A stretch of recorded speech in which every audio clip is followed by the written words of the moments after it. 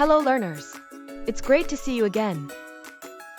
In this video, we will learn more about how heat changes materials. All materials may change when heated. Today, we will find out how heat changes butter. Before we begin, what do you think would happen? Pause and discuss with your classmates. Let's find out. For this experiment, you will need a frozen block of butter and a plate. Place the block of butter onto the plate and leave it out on a table. Now, let's observe what happens to the butter after an hour.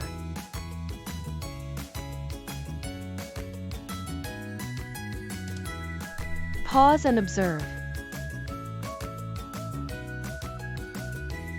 The frozen butter turned soft and melted into a liquid. Yes, that's right. The frozen block of butter was hard. After being left on the table for an hour, heat from the surroundings caused the butter to change its shape. The butter softened and changed to liquid butter. Great job on completing the video. I hope to see you soon.